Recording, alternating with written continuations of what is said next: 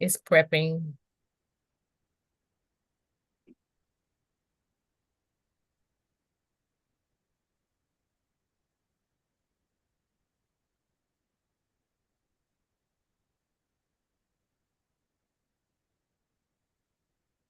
Prepping.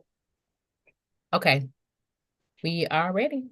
Okay, good afternoon, everyone. Welcome to the Dobbs Elementary Go Team meeting where we will follow the agenda as it has been emailed and publicly noticed. I'm pleased to call this meeting of the Dobbs Go Team to order. Our Okay. first order of business is to Okay, call the roll. we are ready. Okay, good afternoon, everyone. Welcome to the Dobbs Elementary Go Team meeting where we good. Yes, it was. I could hear the echo. I'm sorry. Yeah, me too. Okay, so our secretary unfortunately had to take a step back and leave our Go Team. So I will go ahead and call the roll for our Go Team today. I'm obviously present. Bernadine Connor, Kristen Reed, Here. Jen James, Larissa Black, Here. Thank you. Shan Hines,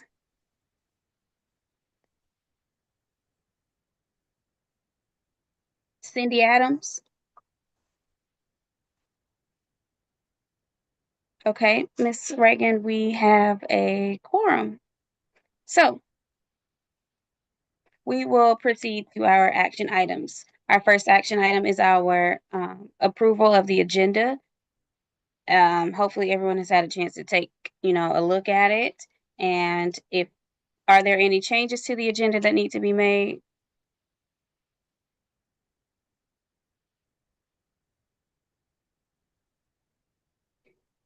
Okay, well, if there are no changes, may I have a motion to approve the agenda? I move to approve the agenda. May I have a second?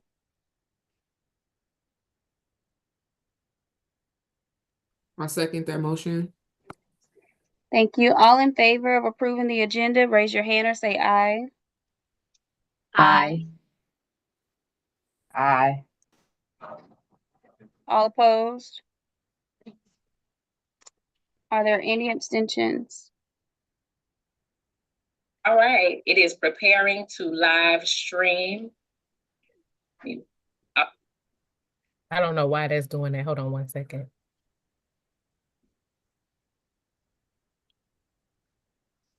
Okay. Next, we are going to approve our meeting minutes from our last meeting. Those were also emailed to you and placed on the website. Are there any corrections that need to be made?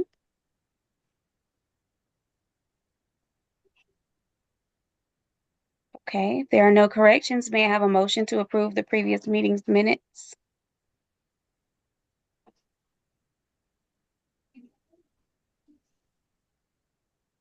Move that we approve the minutes for the previous meeting. I second. All in favor, please raise your hand or say aye.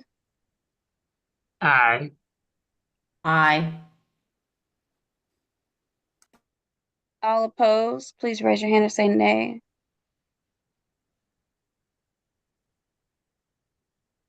Any abstentions? Okay, our next action item for today, since we have to replace our secretary, I'm going to turn it over to Ms. Reagan to give us her nomination or her for secretary. I nominate Ms. Larissa Black as our Go Team secretary. And I'll give a brief rationale. Ms. Black is a leader in training, and she's just learning different aspects of the schools. And this is just an opportunity for her to kind of undergird and her learning and understand how the Go Team works, in addition to assisting us since we don't have anyone also, and just assisting us in keeping the minutes and the notes for the meetings. Is there any discussion around Ms. Black being our nominee.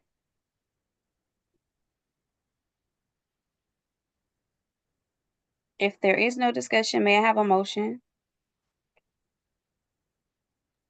Can I move my own, I move that we vote that we appoint or elect Miss Larissa Black as the secretary of our GO team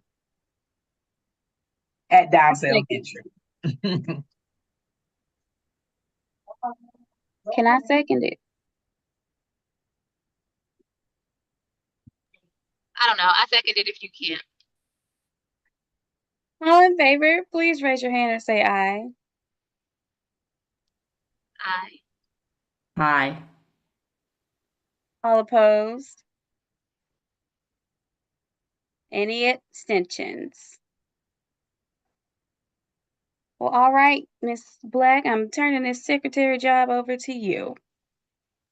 Congratulations. Thank you, but after this meeting though, so I can learn what I need to do. Yes, ma'am. Thank you. Okay. We will now move to the discussion items on our agenda. Our first discussion item is our budget development presentation. So I'm going to turn that back over to Miss Reagan. All righty, guys, let me share my screen.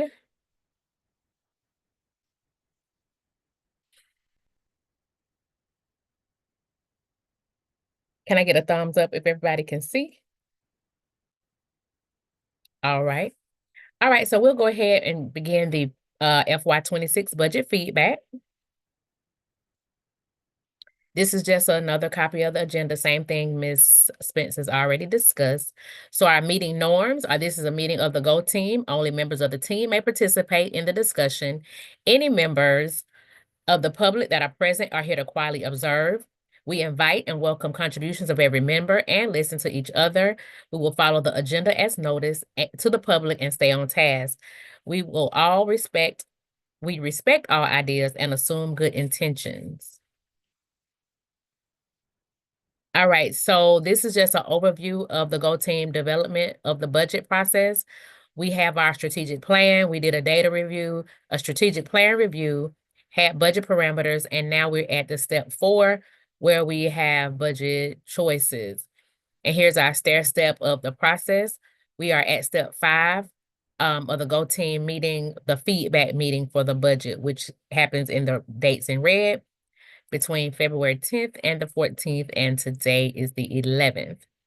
So what is the feedback meeting? During the GO team meetings, the principal will share the 25-26 strategic plan breakout, provide an overview of the school draft's budget, share updated tabs from the Excel template, and review and/or collaborate with the GO team on the comments or notes to explain the use of school-level flexibility in the budget allocations. Why this meeting provides an opportunity for GO teams to discuss the principal's proposed budget and how it supports the school's programmatic needs and key strategic priorities for the 25-26 school year. And it also provides the GO team the opportunity to review and provide feedback on the proposed use of school-level flexibility. When February 10th through the 14th and before the cluster superintendent reviews it. This is just an overview of our strategic priorities, as we have mentioned, to increase proficiency in literacy and mathematics. And you'll see this mostly a lot throughout because everything is aligned to that. Increase daily average attendance rate, increase staff capacity in literacy instruction, increase staff capacity in data analysis and usage for instructional decision-making, and increase STEM integration. And our strategies are here. Basically, we're trying to monitor Tier 1 instruction, increase data analysis, have more small group, collaborative planning, engage the staff in data meetings, and provide common assessments and weekly assessments to address the gaps in all of the standards. So on the last meeting, we discussed the parameters based on the priorities, which is basically what I just stated, increase in student literacy and mathematics proficiency for small group instruction, staff capacity. We want to maintain the number of support staff supporting teachers and planning for instruction, and increase the staff capacity in data analysis and usage for instructional decision-making. as there is a need for enhanced teacher support to be able to assist teachers with the data analysis that impacts learning each and every day. To utilize data to meet the individual needs and for the communicating to the parents of chronically absent students, we want to make sure we ensure that we have maximized opportunities for achievement and remediation dailies for individual students. And we want to make sure that our students come to school so it does not adversely impact our CCRPI score, which is measured by the state. So review of the turnaround FY26 signature turnaround program funding process. I shared this before, but I'll share it again. The overview, the district is piloting a zero-based budget process for the signature program and turnaround funds this year. Zero-based budgeting is a budgeting process that allocates funding based on program efficiency and necessity rather than budget history. As opposed to traditional budgeting, no item was automatically included. The initial allocations were zero. So the process was principals develop proposed requests for the personnel and non-personnel that they need to support the signature and or turnaround programs. Principals will share and discuss their proposals and rationales with the Go team for feedback. And then we, after discussing that we will review the requests and funding will be provided the week of the 3rd. So I'll discuss those things as well. That's just a review. So one of the things that I did request, we had the signature program fund request. I requested the signature program coach, the STEM teacher, and some money for travel and resources. I'm not going to read all of this. I tried to make it big enough, but we are just some key highlights. We are in the process per the district, trying to make sure we acquire state certification in STEAM.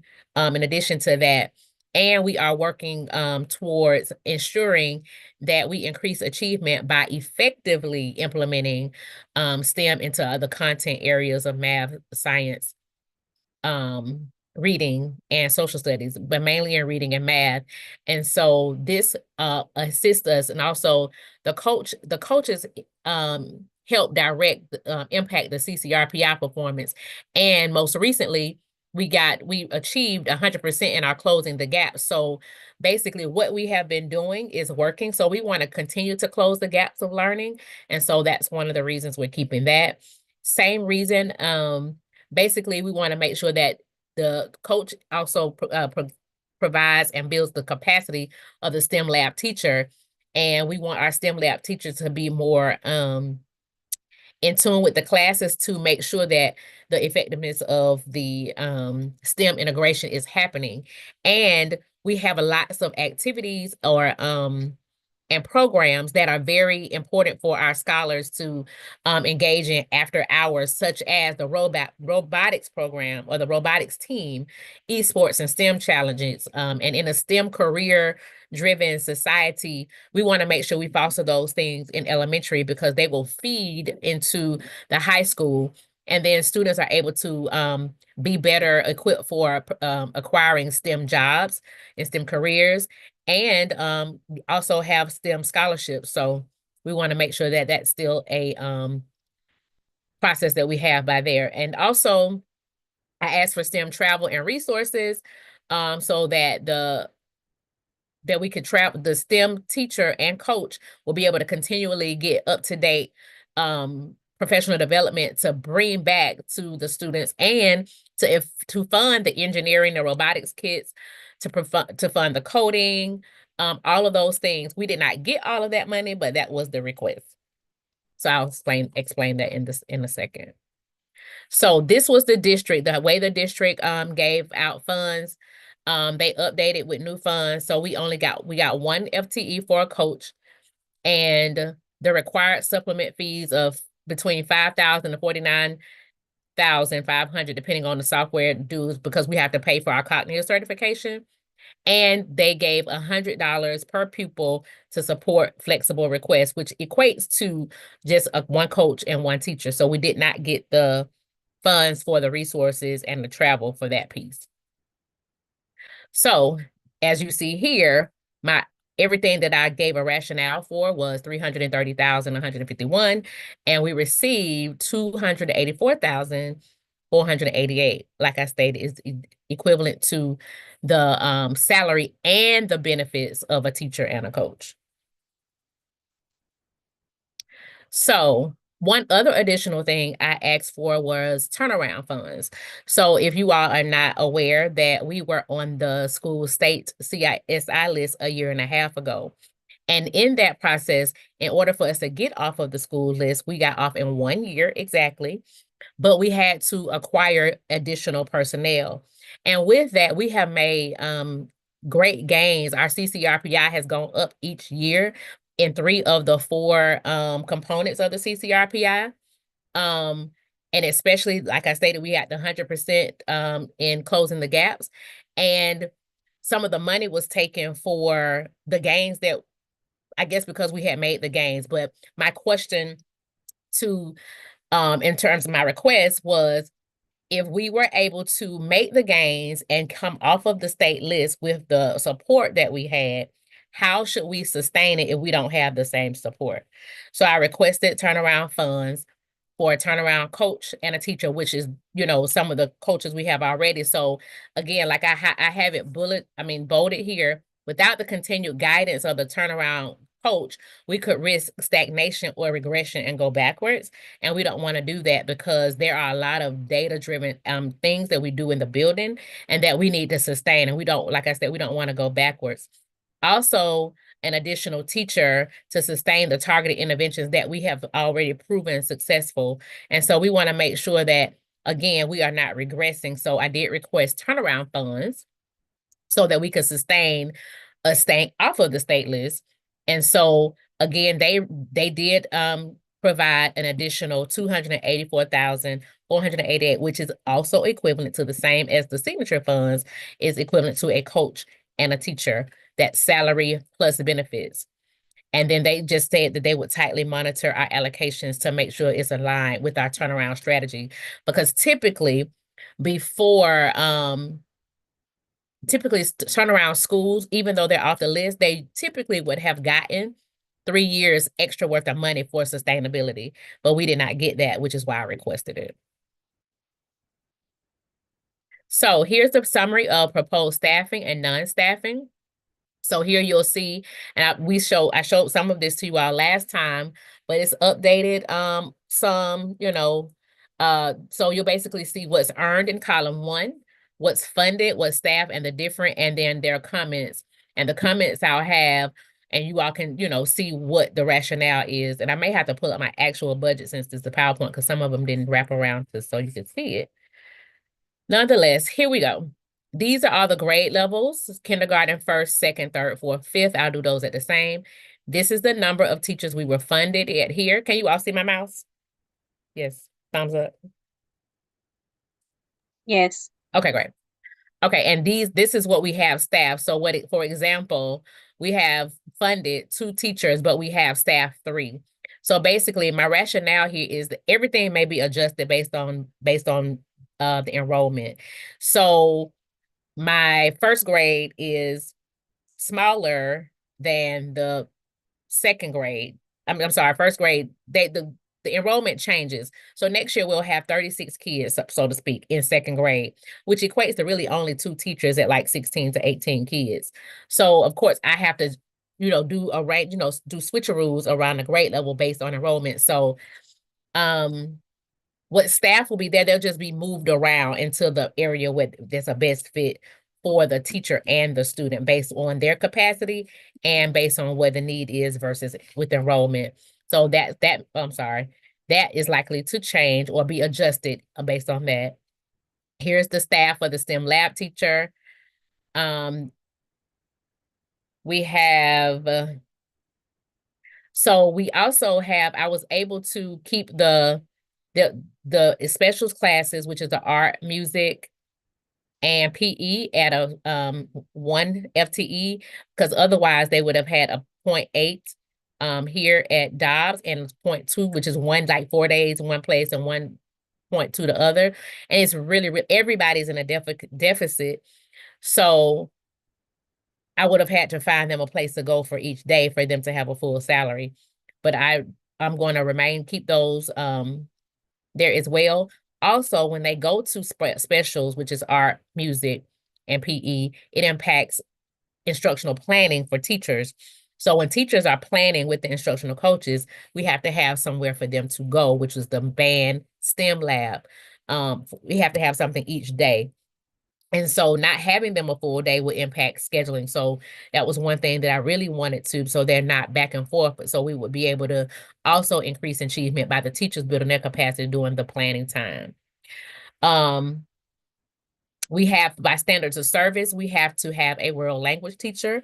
So I am splitting a teacher with Beecher Elementary. So half time will be 2.5 days at Dobbs and 2.5 days with Beecher. And we added world language. Last year we had an hourly, but that person has since resigned because it was an hourly 1 day a week. But it is a standard of service. And for those who don't know what a standard of service is, it's just basically one of those required things that we have to have. And so we are, I had to add that in there to fund half of a salary for that.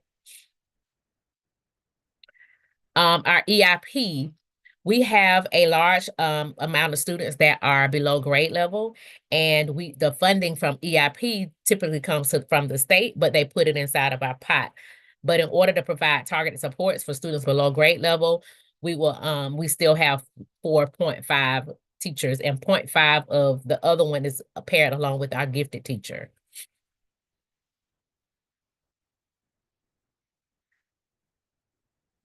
So this is the funded area and staff.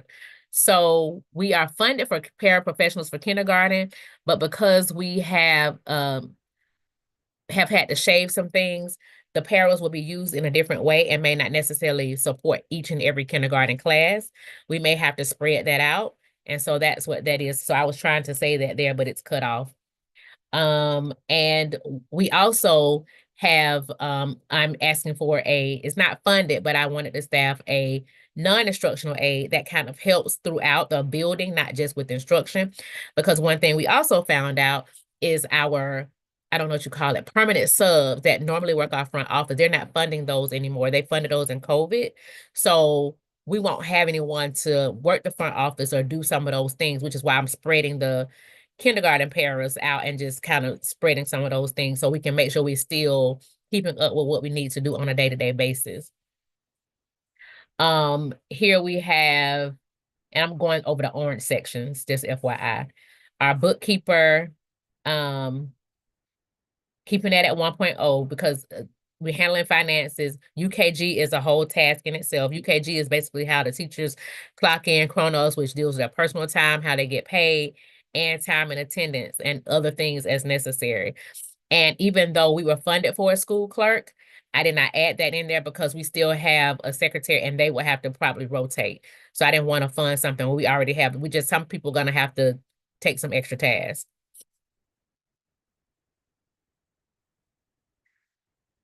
So we weren't funded for a parent liaison, but we still do need, because they do, and I'm not sure how many people know, but a parent liaison has a large part of their work coming through Title I, which is our federal programs. And many people don't know they have to keep so many notes of what's happening in the school. For Title I purposes, we have to submit those things to the district. That's a whole nother job outside of itself. And so we wanted to make sure we kept that. And we are trying to increase our support for students for via MTSS and SST.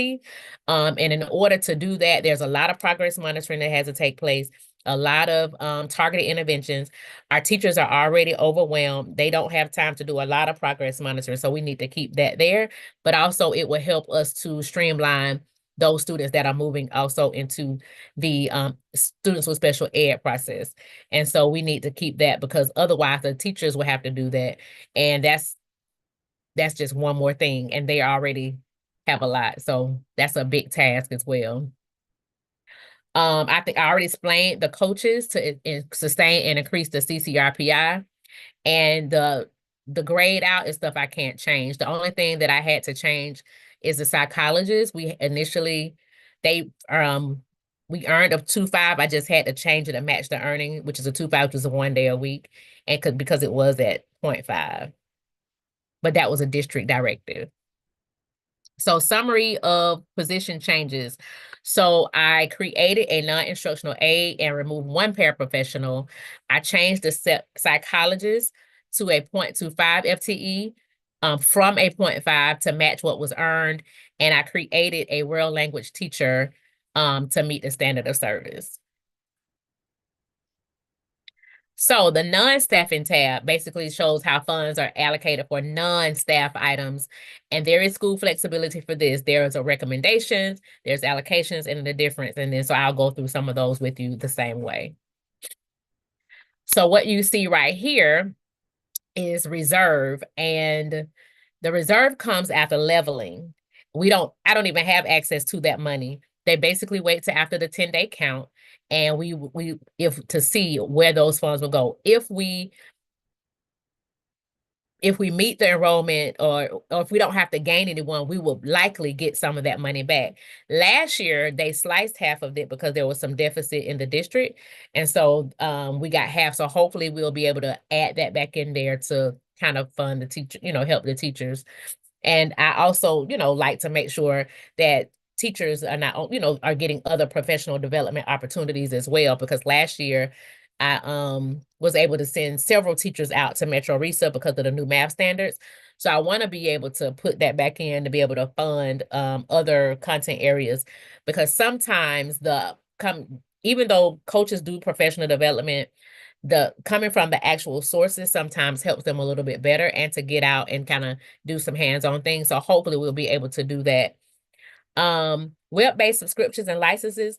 Right now I'm monitoring what we're doing now. That's our brain pop, our ready, all of those electronic things that are in my backpack. And for those who don't know what my backpack is, it is the electronic platform from which students use their devices to get on instructional programs, but we have to pay for those. And so right now I'm monitoring the analytics for that to see the usage.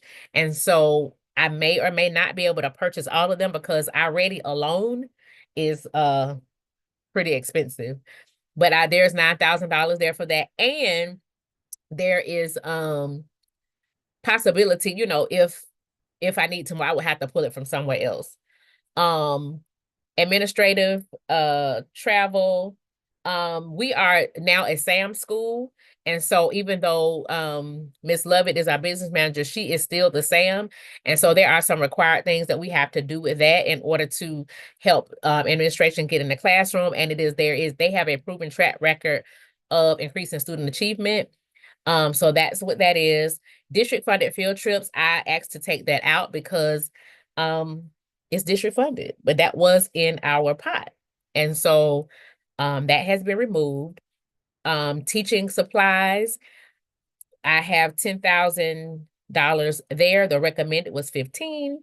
I have 10,447 there.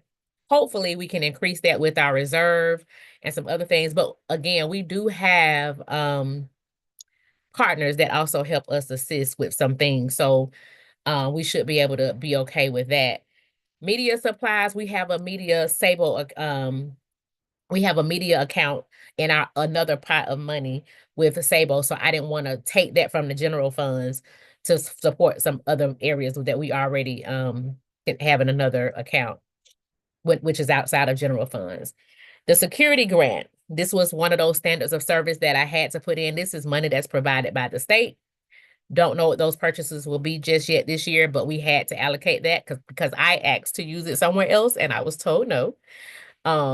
So that's what that is, but we don't know what areas. This year we're funding the half of the fence. I think I mentioned to you all before.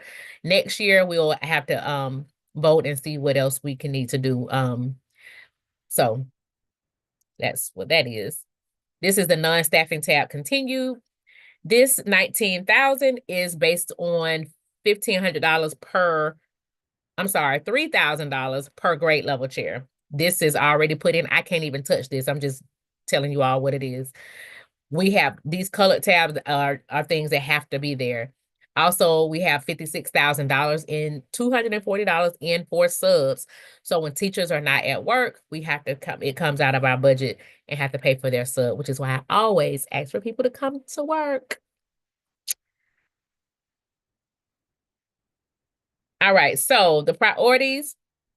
Funding FY25 funding priorities from the school's strategic plan. They're ranked by order of importance. We talked about that. Their strategies lay out specific objectives. The request is to ask what funds, what needs to be funded in order to support the strategy, and what is the cost associated with the request. So these are our bottom line is always student achievement. Everything we do is for the children to increase math proficiency and literacy and increase staff capacity. That's what we're doing. And basically one thing that's going to drive it all the time is data and increasing STEM integration, because the district has asked us to do that as well. I see a typo. My apologies, I'll fix that. But I've already explained those things, those requests. In order to do those things, we needed to ask for sustain our coaches and a teacher and signature coach and STEM teacher. And these are amounts that I discussed with you all earlier. So the budget by function, this is basically a breakdown of everything, most of to tell you where most of the money is, which you can see right here. Most of the money from the budget is spent in instruction, pupil services, improvement of instructional services, staff training, educational media services. And again, these are the per pupil numbers: school admin, maintenance, operation, transportation. And this is a breakdown. This is the whole entire budget. But I do want to go on the record and note, even though they have projected us at 309, we currently have 358 students at Dobbs Elementary. So we are way off projection. So hopefully, I just wish the projections were a little more accurate so that we can have more funding.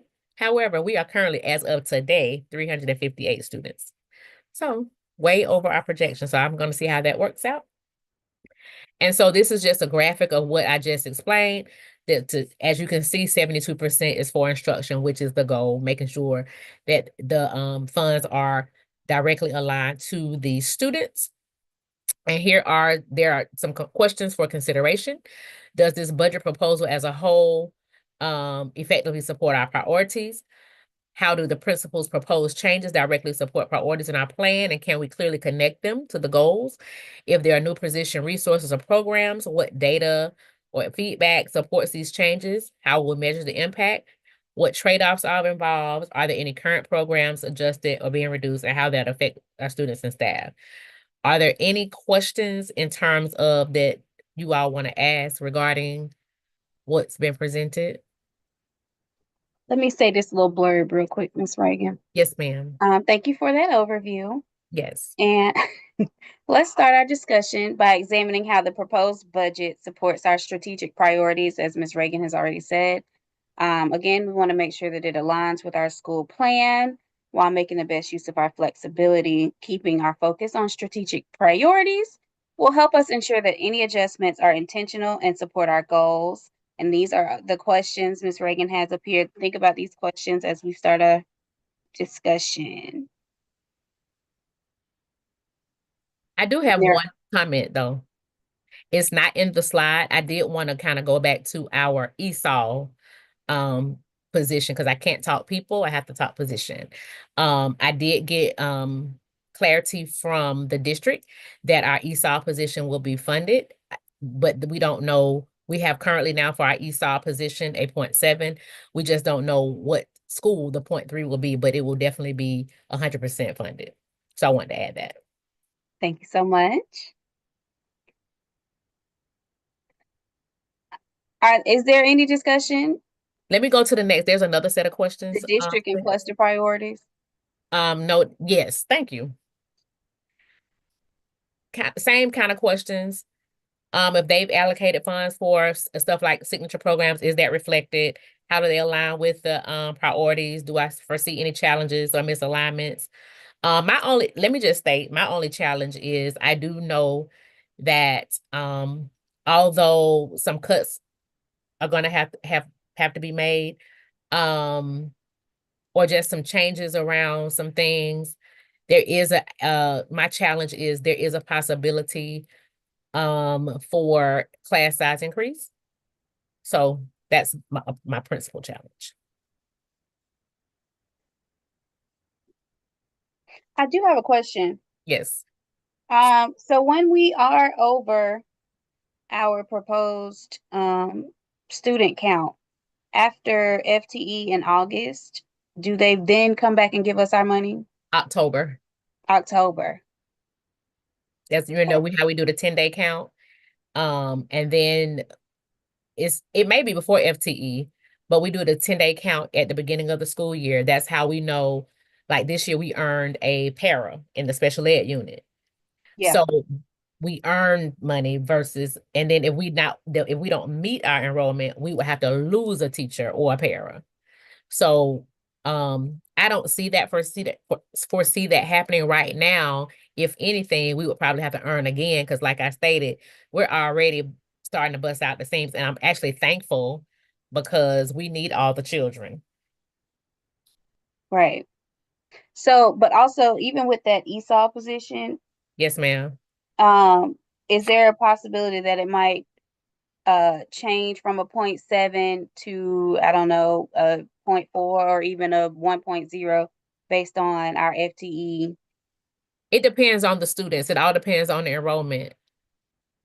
It just depends on the enrollment. But if they put it in the budget right now, and that's what we do, it would have to go on. It would have to be funded, at least so we know, for the 25-26 whole entire school year. Okay. So And they it wouldn't be able can't to change take that? mid-year, Okay. ma'am. Yeah. They wouldn't be able to go back on it. Like if we lose a bunch, we wouldn't be going back to 0.4 or anything. Well, whoever is in that position, once they sign their contract, they will have to fulfill the contract. So that part would be from the district in terms of how to do the FTE based on a number and where they will go. Right. Okay. Yeah.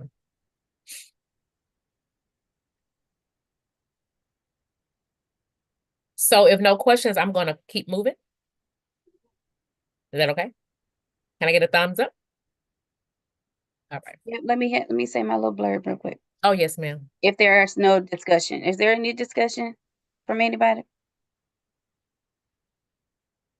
Okay, so as a Go team, we have the opportunity to provide input on this budget before it moves forward.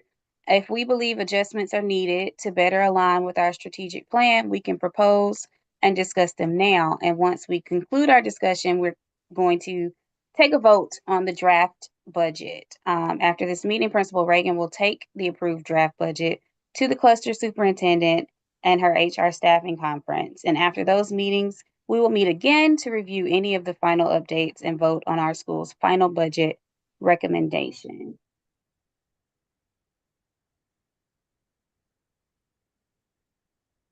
Go ahead, Ms. Reagan. Okay. All right, so discussion of leveling reserve. Again, the priorities remain the same, the strategies are the same, but as I explained already, this funding depends on our 10-day enrollment. I think I explained that already. And the Title I holdback is a negative. I explained this at the allocation meeting, or I mentioned it at the allocation meeting, but here's the explanation. I actually asked budget about it. It's a negative $23,100. And she stated that this allocation is still a projection. So we have to hold funds back just in case the total allocation for school decreases when it starts. If nothing changes, it says it will be released during leveling. So I would have to ask some more questions because I'm not sure how the release of a negative 23 would affect us. 23,000. So that's the explanation that I have for that. And so where we're going, our next meeting is our budget approval meeting. During this meeting, we will review the budget, which should be updated based on the feedback from the staffing conference with our cluster soup and key leaders. And after review, Go teams will need to take action, i.e. vote on the FY25 budget. We'll then present the final budget recommendations for the Go team, and all of our approval meetings must be held after our staffing conferences, and budgets must be approved by March 15th. So what's next?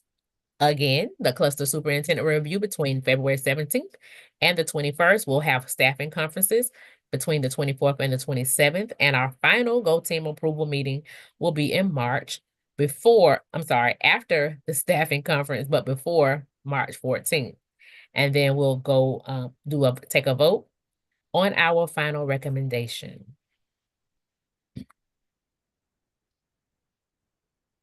And thank you. Thank you, Principal Reagan, for sharing this information. We seem to have lost our quorum, so I can't move forward with a motion to, you know, approve this budget draft. In contact with another member to see if they can, come back on, or what happened to them. But what would be the guidance from the Go Team office? The guidance from the Go Team office is that you would need to,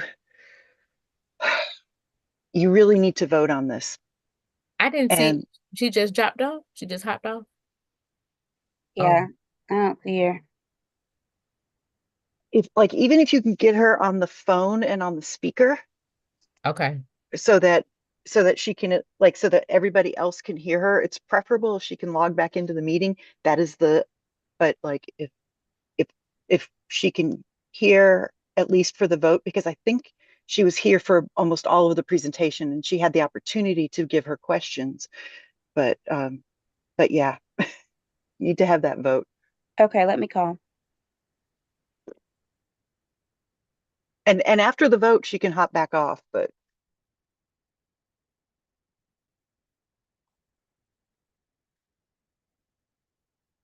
and Principal Reagan, I want to thank you for just such a nice job on the presentation.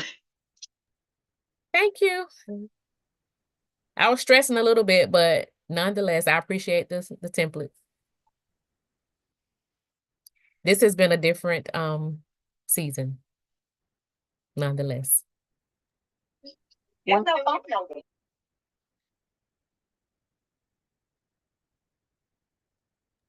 Okay, so I have Kristen here. Say hi. Hello. Hello. Okay.